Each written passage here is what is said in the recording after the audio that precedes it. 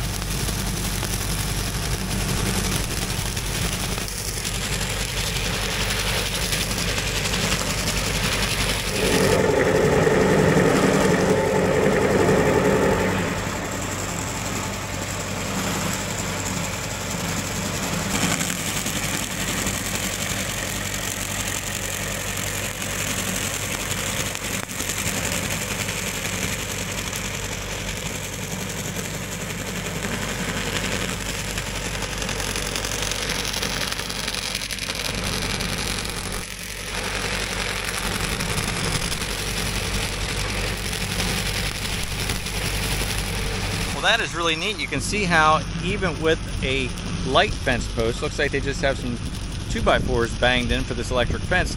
That thing works its way around the fence post, and really pretty quiet and does a great job.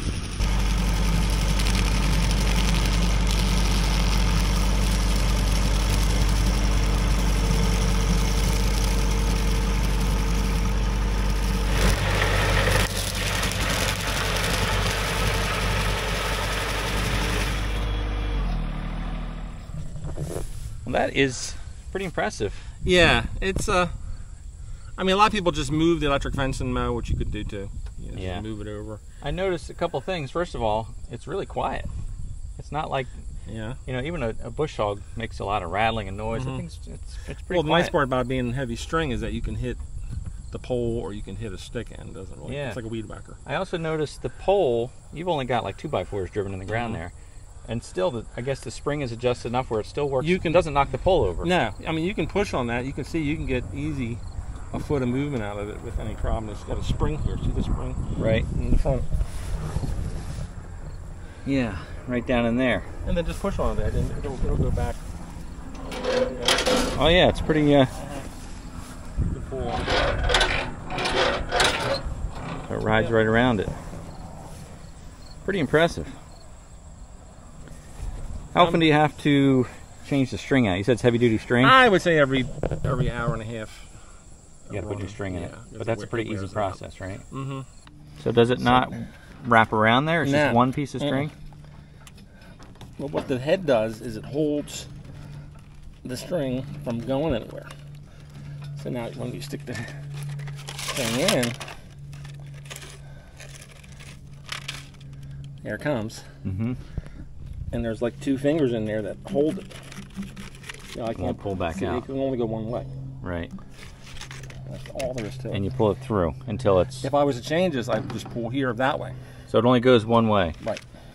And it must be spinning in the opposite direction so it doesn't try and throw the string out. Well, centrifugal force will pull the longer piece tighter. Oh, so one side's longer than the other. Yeah. You leave one side. Oh, that's it. Just, you don't pull this all the way through. No. You just leave it like that. And it's locked. There's a little clamp in there. And it locks it in.